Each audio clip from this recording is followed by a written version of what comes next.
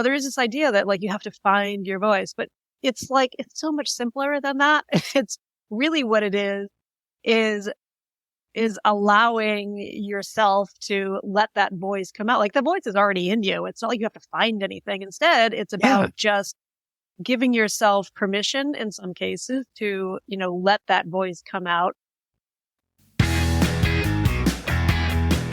Helping you create loyal customers and loyal employees, all through the power of simplicity. This is the Simple Brand Podcast, now heard around the world, including Boston, Massachusetts. I'm your host, Matt Lyles, and this week I'm talking with Ann Handley. Ann's the Chief Content Officer for MarketingProfs, where they educate more than 600,000 marketers around the world. Her B2B Marketing Forum is the premier global marketing event for B2B marketers. Ann's a Wall Street Journal bestselling author, and she's consistently named one of the most influential marketers on social media. Her book, Everybody Writes, Your Go-To Guide to Creating Ridiculously Good Content, has been considered the Bible for marketing writing for about 9 years now. Well, she's recently expanded and revised Everybody Writes to update it for how marketing, content, writing, and the audience mindset have evolved over the past 9 years. And she claims that this version is 10% funnier than the first edition. But I think she's sandbagging because to me, it's super, super funny. Ann and I discuss lessons from Everybody Writes, including building strong writing habits, her framework for consistently creating ridiculously good content, crafting and evolving your brand voice, and how we should approach AI when it comes to writing.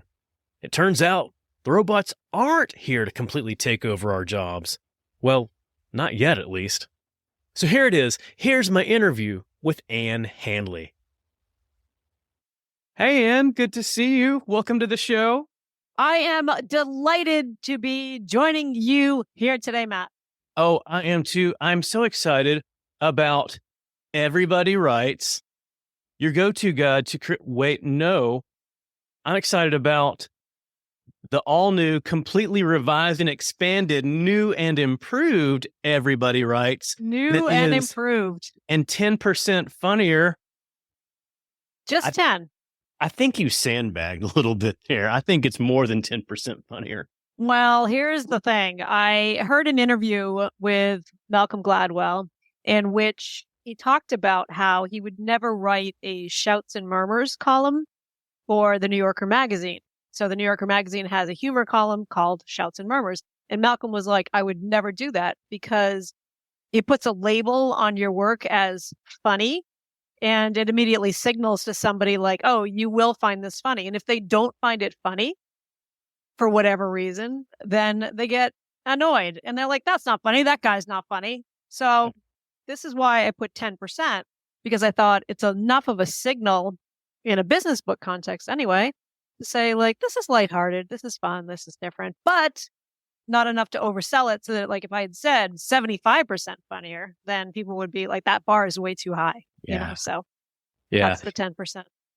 That makes a lot of sense when it comes to humor, and whether you're talking about either yourself or somebody else, undersell it a little bit, and then people will think that it actually is funny. Yeah, that's true. I mean, that's kind of a good philosophy for life, isn't it? Like, I think so. No matter what you're doing, always undersell. Yeah. Go into it with the idea that you will be surprised by how good this is, as opposed to like, this is going to be amazing. Honestly, it's a good marketing strategy too. Don't you think? Oh yeah, absolutely. Yeah. It's, like make a promise and then over deliver on that promise. You have to at least meet the expectations first, but then over deliver on that too. But when we think about humor, we think about being funny. I mean, like that's certainly part of one of the ways that we can stand out in our writing. And, I look back to your first edition of Everybody Writes. That was 2014. Is that right? Yes. Yep. 8 years ago. Yeah. So here we are 8 years later. I'm curious, has anything really changed? I mean, think about where we are today, 2023, all the distractions, the short attention spans. Why does writing matter now more than ever? I was just thinking about the fact that, can you believe that actually 2014 was now 9 years ago, right? Not 8 years ago. Oh, that's right. That's kind of nutty. It's kind of insane. It feels like it was not that long ago, but that's nearly a decade. So crazy. Yes, but to answer your question, sorry to derail the conversation there for half a second. Yeah, I mean, a whole lot has changed, Matt, in the 9 years since the first Yes. edition came out. There's a lot of variety in the ways that we communicate. And I went into that to redoing Everybody Writes. So I went into it thinking that I was going to do a quick dusting of Everybody Writes, right? I thought that I would, just go in and maybe like run the vacuum metaphorically over the text and freshen up some of the outdated examples and maybe throw in some new case studies and, slide in some new stats for some of the moldy stats that were part of that.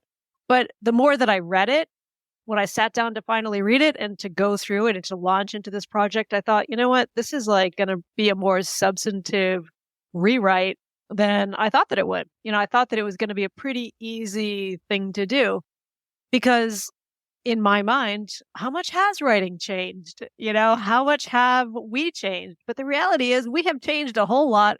Our world has changed a whole lot. Marketing Yeah. has changed a lot also in the past 9 years. And so that means that, yes, the way we communicate, the things we say, how we say it, all of that has changed. We have an exponential number of ways to communicate with our audiences now, to build audiences, even more so than 9 years ago when the first edition came out. And so I wanted to acknowledge all of those changes. I think part of it is being driven by technology. Certainly, the way that the pace of technology has only it has only increased. Right, we have new Right. channels, new abilities all the time. So that's part of it too. Part of it is, I think, our evolution as people in a post-pandemic world. We expect brands to be more relatable, to speak to us directly. I believe, to use inherently human language. I think if there is a silver lining to a global pandemic, that has been one thing that has emerged. And I think that's something that's here to stay. And the third thing though, is that I changed, and maybe this is the biggest reason why I completely rewrote the entire book. Because when I went back and read that first edition, the bones were good. The advice is good, but I barely recognized the writer who was writing it. I barely recognized myself, because my voice had changed in the 8 years that I created the first edition and rewrote the second edition. And so I decided at that point that, you know what, this is not going to be a vacuum and a dust and spray some Febreze around the room and call it refreshed. Instead, what we're going to do is take it right down to the studs and rebuild it from the ground up. So that's what I did. I rewrote every single word. I thought it was going to take me, I don't know, maybe a month or two to do the second edition. Instead, it took about a year of 6 months of like really, really focused writing, and about 6 months of kind of dithering around and procrastinating and doing other things instead of working on it. But nonetheless, still thinking about it. And, that is part of the writing process. And so, whether you measure it as 6 months or a year, it took a lot longer than I expected that it would. Well, especially for the high value, high impact writing, the big writing that we want to deliver out, I think that it does end up taking a lot longer than we plan. And that's a good thing. That's a good thing when it does take that time. Instead of just trying to, I think you even mentioned this somewhere in the book, instead of just trying to churn out the content. Yeah, exactly. Yeah. And I think the bar is higher now than ever before. Like when I say that marketing has changed and the communication has changed, that means that, in 2023, we're not writing to please search engines anymore. We need to think about how do we actually communicate in a way that is going to pull our potential audience, pull our prospects and our customers to us. How do we connect with them in a way that will build trust, that will show them who we are so that ultimately they will think of us first? All of that has always been true, but I think especially right now, again, in this era of an exponential number of ways to communicate, the bar has never been higher. And I like that, honestly. I like that in marketing. I think it's good to have a high bar in terms of how we communicate. And I wanted to make this Everybody Writes 2 a guide for modern marketers, who are trying to solve that challenge, who are trying to figure that out. Oh yeah. Well, when you think about we have the exponential ways to communicate. What comes with that are the exponential growing distractions that we all have now. So you have much more. You have a much higher barrier to break through all those distractions. Mm-hmm. Yes. Yes. Absolutely. And like you're all about simple, right? Like That's right. I love that as a way of thinking about brand. And I also love that as a way of thinking about writing. When we think about writing, it's not about being very good at grammar, or it's not about, being a good technical writer. Instead, it's just about learning to simplify your message in a way that will connect with somebody else. So losing all that jargon, losing the complexity, that is very much the history of business writing generally, but also in marketing. We have fallen prey to that. And so part of what I wanted to do in this new edition was speak to you simply and directly. I wanted people to feel like they were having a conversation with me and that I was helping them as the world's biggest champion of great marketing writing, of good marketing writing. I wanted to empower them and inspire them to create the best versions of their own writing as they possibly could. Like full stop. That was my goal with this book. Well, I would say goal achieved, because when I read through your book, and then when I read through your newsletter as well, like it is literally like you are right there with me. Like we're actually having a conversation and you are talking to me. And that speaks to the work that you've done over 9 years to hone your brand voice. Yeah. Yes, exactly. There's this notion in writing, but also like in marketing, I mean, in all of it, that the idea of brand voice is something that you find. But I've thought about it differently more recently. I don't think that it's about finding your brand voice or finding your own writing voice as a creator, as a subject matter expert. I mean, any of those things, it doesn't matter. When I say voice, I'm speaking more broadly, like the way that any of us write and the way that we come across to our audience or to another reader. Right. And so, there is this idea that like you have to find your voice, but it's so much simpler than that. It's really what it is allowing yourself to let that voice come out. Like the voice is already in you. It's not like you have to find anything. Instead, it's about just giving yourself permission in some cases to, let that voice come out. But the other side of that is having the confidence to share that voice, and also just, having a little bit of expertise in a particular area. And so I think and not just that, but I think there's a combination of things there that will allow you ultimately to have a voice. The reason why my own voice changed over the past 8 years, and you just mentioned it a minute ago, is because of my email newsletter. And it's not just about the fact that I have an email newsletter. It's about how I've used it.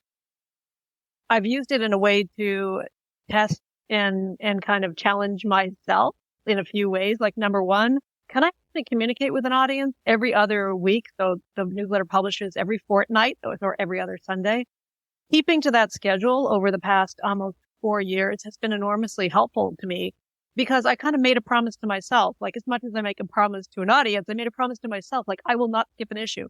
And I didn't. Like for the most part, I've kept to it. The other thing though is like just that exercise of communicating directly with an individual reader in my audience has really helped my voice a lot. And it's giving me the confidence to write, because I get feedback from the audience and they pass it along to others, and the newsletter grows and like all of that stuff. But ultimately it's been the fact that I've shown up every other week. And that's just the biggest key to writing anyway. That's why I talk about it in the book, that it's very much like going to a gym. Like you can get a gym membership and go once a month and it's not going to do anything for you, right? It's about instead showing up at a regular time that you make a commitment to do so. And that's how you become fitter, stronger, build bigger muscles. And that's how you become a stronger, fitter marketer and writer with bigger muscles too. Oh, that's it. Yeah. That's one of the things that I've been trying to work on with myself over this past year. Well, my word of 2022, my one word was discipline. That means doing the thing, whether you feel like it or not. not waiting for the ideal conditions. And so that speaks to whatever it is you're trying to grow in, whether it's writing or whether it's creativity and innovation. Like, our mutual friend, Carla Johnson, talks about, building that creative, that innovative muscle. It's the same thing with writing. Yes, 100%. Yeah. Carla's book talks about that too. Rethink Innovation, I think is the name of her book. That's right. Yeah. Yeah. Fantastic. That's so true. What's your word for 2023? I'm considering sticking with discipline. There's a few more things that I need to be more disciplined about. And actually, writing is one of those. I have fallen out of like the habit of regular writing, and I want to push it towards daily writing now. I like that. I want to hone the Matt Lyles brand voice. I like that. You should maybe your word for words for 2023 is discipline. No, seriously, this time. That's it. I'm not kidding. Yeah, I mean it. For real. For real. Yeah. No take backs. Well, and that speaks to something I'm going to jump toward the end of the book, because that speaks to a quote from, one of your favorite authors, who her book is right there over your right shoulder, Charlotte's Web. E.B. White, I'm going to read here. The quote that you put in there was, "A writer who waits for ideal conditions under which to work will die without putting a word on paper." And then you also add the simpler yet powerful reminder, done is better than perfect. Mm-hmm. So considering that, do you think that that's one of the big hangups that prevents most people from writing that big thing they want to write? I think so. I just realized, hearing you read that E.B. White quote, it's kind of dramatic, isn't it? Like, we'll die. Yeah. Like, wow. I never quite realized just how dark that is. Well, and it's not so much that you'll just die. I think that it speaks to those deathbed regrets that many people have. A lot of what is it? I think there's a stat that says 80% of the population has a book in them. Only 3% may ever start writing one. Yeah, that's interesting. Yeah, no, I mean, I'm kind of kidding, but it's like hearing you say it is like, that's something that jumped out at me. I was like, wow, we'll die. Very, very dramatic. Yeah, no, I'm just completely lost what the question was. What was your question? So considering that, not waiting for the ideal condition, writing anyway, no matter what the condition is, writing even on those days that you don't feel like writing, do you think that that's one of the things that holds most people back from writing? Yes, there we go. That's the question. My job here is just to pay attention, and yet somehow I failed to do that. Yeah, no, I think it is a big piece. That's why part of what's new in the second edition also is some prescription around creating a daily writing habit, so that you do start to build that muscle, so that you do let go of this idea that there is no perfect condition, that in which to write. And I talked about my own struggles with creating that daily writing habit. As a kid, I was, kind of a bookish kid. I wanted to be a writer. And so as a bookish kid who wanted to be a writer, like a common gift that my aunts and uncles and family would give to me is a diary, right? They would give me a diary. And I would start it like gung ho, like day 1, day 2, day 3. And after about 6 or 7 days, it was just I just completely fell off the wagon. Yeah. I just didn't see the benefit, the value. I just wasn't interested in writing to myself every day. And it wasn't until just a couple of years ago, maybe 3-4 years ago, that I reframed the way that I had been thinking about keeping a daily journal. I always had two competing mindsets about it. Number one is it's this mantra that, every writer keeps a journal. I'd be like, yeah, well, not this one, sucker. That's right. I don't do that. I'm different. So great. the other piece though was I always felt kind of bad about it. I always thought, God, what am I missing? Like that everyone else seems to get such joy and such benefit out of keeping a journal, and I don't. Like, what am I missing? So those two things were competing within me. And finally, one day I thought, you know what, I'm just going to do this, but maybe I need to do it in a way that works for me. So instead of just writing about my day or about my feelings or, things like that, which I found inherently boring to kind of, to rehash for me, like, again, for me, some people do Right. it. Like, it's amazingly cathartic, like no shade on that. I'm talking about for me though, it just never really resonated with me. So I thought, what if instead I just use it as a repository for stories? So if I'm in line at Whole Foods and there's an argument going on behind me that you can't help but overhear, we all have those moments in our day, then I would just sort of be a little more attuned to it, and I would listen for the dynamics and the subtext, and I would later write that down. Or, one day I was in line at the post office and there was this whole conversation between the guy who works at the post office and somebody who came in about whether or not you can reglue a stamp onto an envelope, even if it hasn't been canceled yet. A whole conversation about this, and I kid you not, went on for a good 15, 20 minutes, like back and forth. And the thing was, they weren't speaking each other's language. Like the guy feels like he's being completely clear. The customer Wow. feels like he's being completely clear. And it was just like,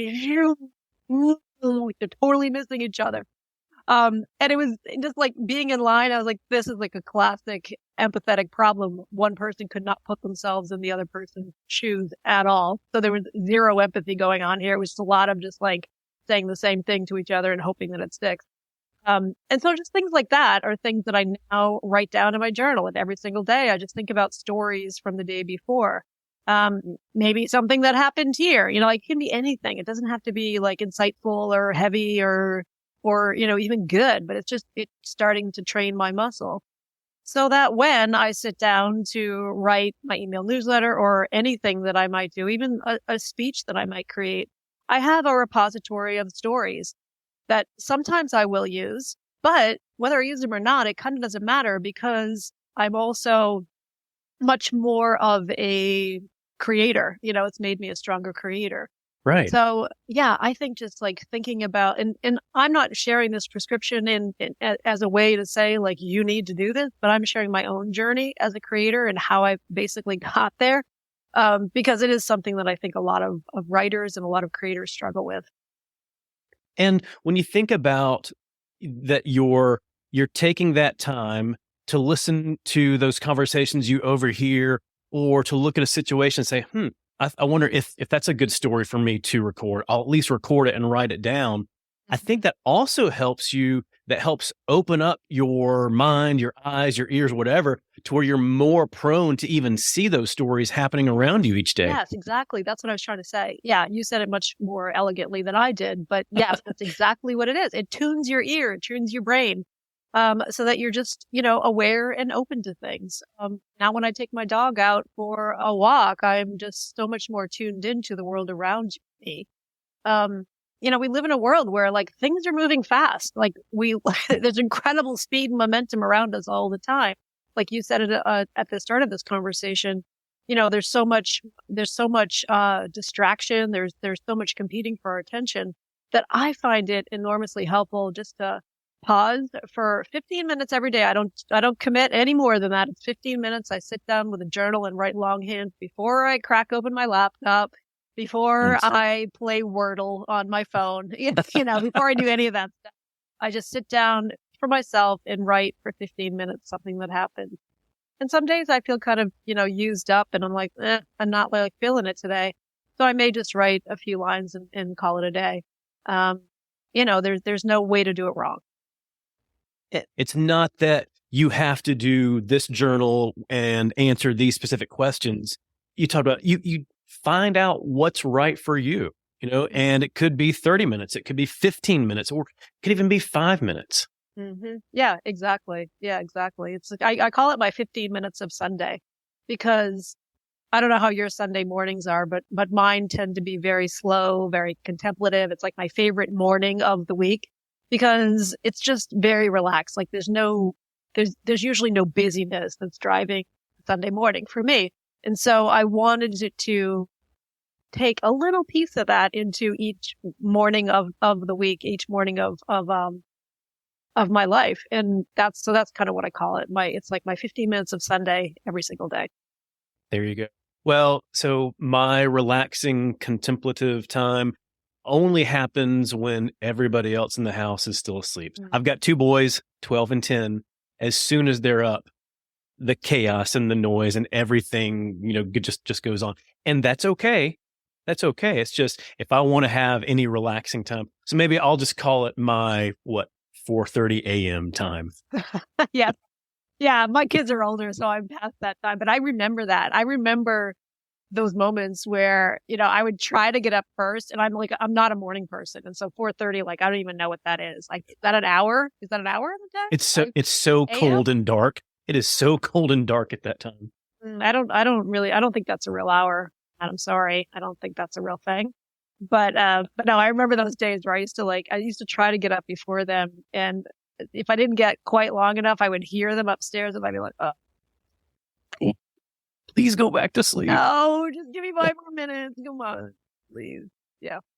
Well, and again, that speaks to the fact that while everybody writes, everybody is also different. Everybody has a different situation. Mm-hmm. Everybody has different types of writing prompts that speak to them. And so one of the things that really, really helped me and really helped me feel so much better about myself in reading your book is that I don't have to feel guilty about certain things. I don't have to feel guilty about not following this exact process, or I don't have to feel guilty about when I first write it down that it really doesn't look that good, or I don't have to feel guilty about wanting to procrastinate and walk away for a bit, because you're right. Like that's actually all part of the process.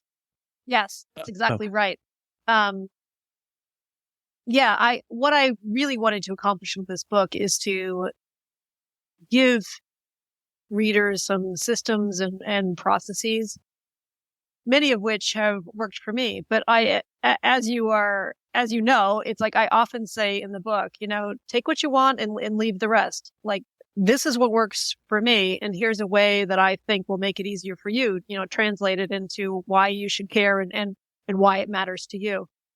I hope ultimately that when a reader reads the book, they can look at, for example, my writing process, right? I call it the GPS writing process. They can look at that. My process is 17 steps, which sounds insane, but a lot of those steps are, sort of just like, quick mindset adjustments, or like walking away, for example, is a step between the first and second draft. Like, it's not really a step. I think it's just something that we need to accommodate for. So my hope, though, is that like somebody would look at that GPS and say, well, I don't necessarily need that last part of reconciling my emotions about something. Like, I don't need that piece of it. And that's fine. Like, I'm not saying that you need to be completely prescriptive about anything in writing, because, as we just said, there is no wrong way. But if your goal is to get better, my hope is that if you can read those 17 steps and think, all right, I get it. Like, I get what I need to do. And then you can pick and choose the pieces that really work best for you. I want people to take what they want and leave the rest. Like, take what you want, amend it, adapt it, use it at will. But nothing about writing should ever be prescriptive. Right. I kept thinking of the word permission throughout reading this. Like, there's so much permission in there that allows you to be okay with an ugly first draft. There's permission to be able to walk away for a bit. And I think there's permission to be able to say, okay, if I'm just crafting a social media post versus, say, an article versus, say, a book, I can approach the framework differently for each of those. Yeah, exactly. Yeah, it's so true. Yeah, I like that you just said that word, permission, because we shouldn't feel like that it's okay to like be terrible. Yeah. It's like that sounds so simple, but it was kind of a big revelation to me that, very often I was putting too much pressure on myself when I was creating a first draft, or when I was thinking through even the initial thoughts around a piece. And so, one of my very good friends He's an incredible editor. Like he's just the world's best editor. Like I love the way that he will take a piece of writing and just magically make it better, but not infuse it with his voice, which is such a gift, for an editor to be able to do. But yet when he sits down to write, he's a terrible writer. And it's because of that. It's because he can't help but self-edit himself as he's writing.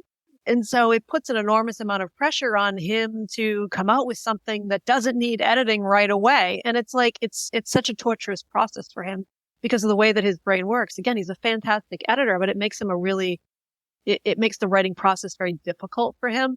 And I think of that a lot because for me, I had to let go of any judgment. I need to let go of any kind of self-slandering that I might do about, oh my God, this is terrible. Because if you read my first draft, they're literally they're so bad, but that's okay. I'm actually good with it now. I don't mind if they're ugly and terrible and read I had, I was typing with mittens on, they're just rife with spelling errors or not even a full sentence, and so much wrong with it, but that's part of it now. And I see that and it's okay. And I think one of the things that helps is when we understand that, especially from other writers, from other published authors, people that we hold in high regard as proficient writers. One of the things that I have really enjoyed in growing my business over the past few years is learning from other people that are a few years ahead of me and them sharing their behind the scenes stories. Because on the outside, I look and I think, wow, they created this awesome keynote.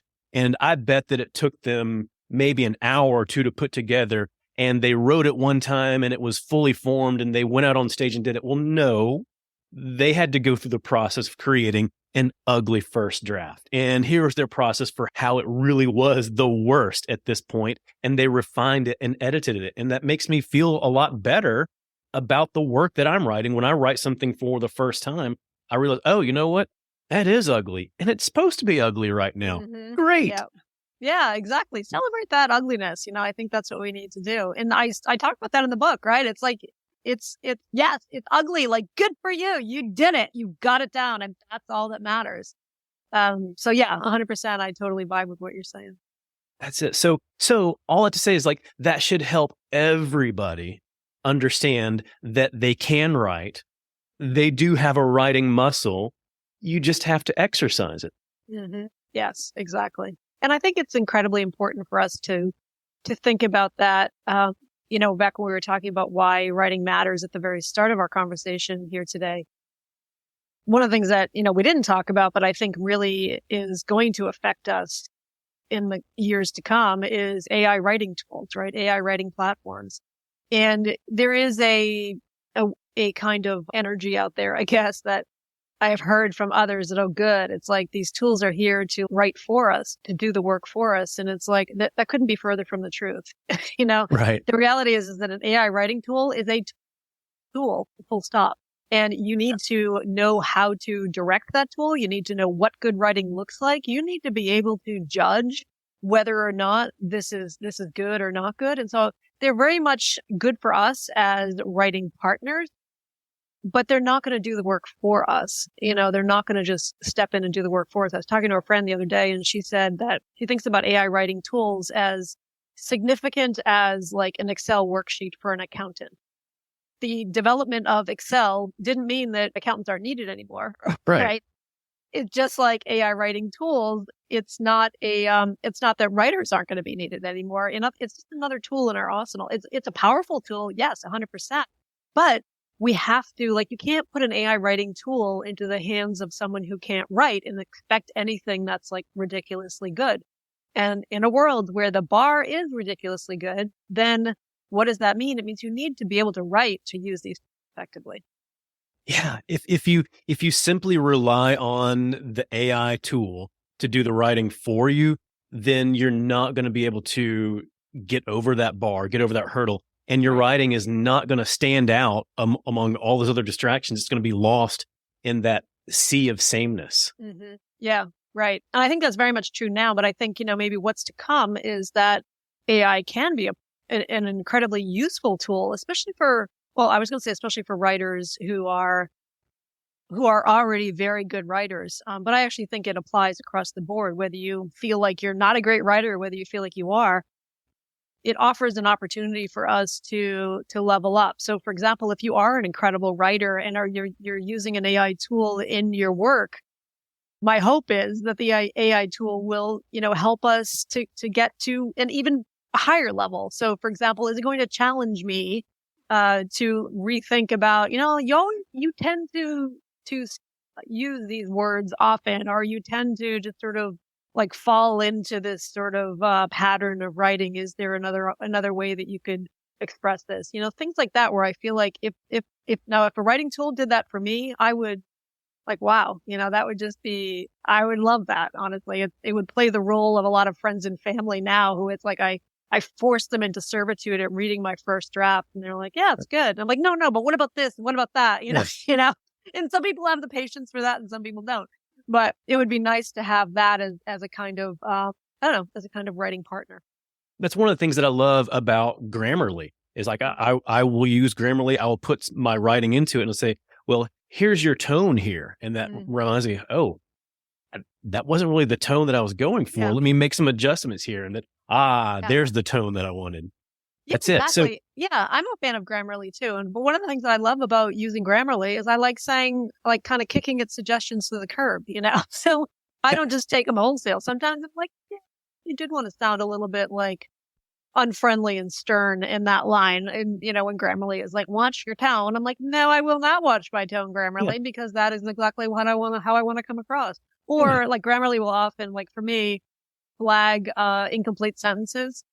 And if it's an incomplete sentence, I am usually intentionally using an incomplete sentence. It's like, I know it's not a complete sentence. It doesn't need to be for my purposes right now in this piece. And so, yeah, things like that. I think it's as equally satisfying to kick those suggestions apart. And what does that do? It's like, it makes you more confident in your own communication when you're able to say, like, yeah, I know that's like what you might say, but that's not the way that I say it. This is my voice, and I've done all the reps. So now I am confident in my own writing. Yes, 100%. That's it.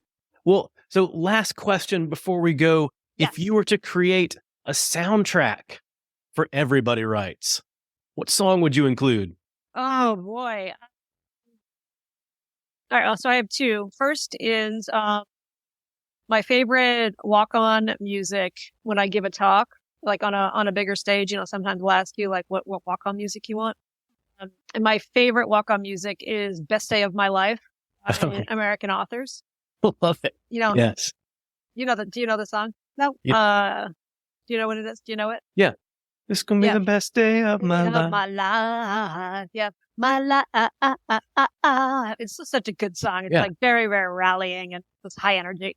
So that I try to sit down when I write anything is just kind of with that, not necessarily the soundtrack playing in my brain, but that kind of mindset. Like, this is going to be the best email I've ever written. It's going to be the best LinkedIn post I've ever written, and whether I actually hit that bar, whether it's actually true, I don't know, but I like going into it with that mindset. The second thing is that our mutual friend, Ryan Anderson, created a music video for Everybody Writes. And you might be thinking, music video for a business book about writing? Heck yes, he did a fantastic job. So hopefully we can link to that in the show notes. I will do. So I think between those two, there's a soundtrack in there somewhere. Love it. Yes, love those two. And I always love all the songs that Ryan records, creates, and puts out. And then the other song, "Best Day of My Life." Like, again, like that just speaks to the fact that, just be confident in yourself. Be confident in the end result. And like, if you go through the writing habit, if you do all the reps to build that writing muscle, then you can be confident knowing that you're going to put something great out there. Yeah, 100%. Yes. Thank you. Love it. For having me. Well, Anne, thank you so much for being here. I'm so grateful for your time. Where can people go to learn more from you? Oh my goodness. Let's see. I am the Chief Content Officer of MarketingProfs. So you can go to MarketingProfs.com if you're interested in education and training for you as a marketer or for your team. Or you can also find me at AnneHandley.com if you want to sign up for my fortnightly newsletter, which is the best thing on the internet. It's at AnneHandley.com/newsletter. Total anarchy. Total anarchy. Yes. Love it. Again, well, Anne, thank you so much. I really enjoyed our talk today. I hope you enjoyed my discussion with Anne Handley. So go and learn more from her and her team at MarketingProfs.com, where you'll find hours and hours of marketing education and training. And trust me when I say that you must sign up for Anne's newsletter, Total Anarchy. Anne's newsletter is one of a select few that I recommend to others. It's full of Anne's lessons, insights, and cool examples of brands from around the world, all to help you learn how to grab your audience's attention through ridiculously good content. And it won't clutter your inbox because it only comes out fortnightly. Fortnightly is a word that means every 2 weeks.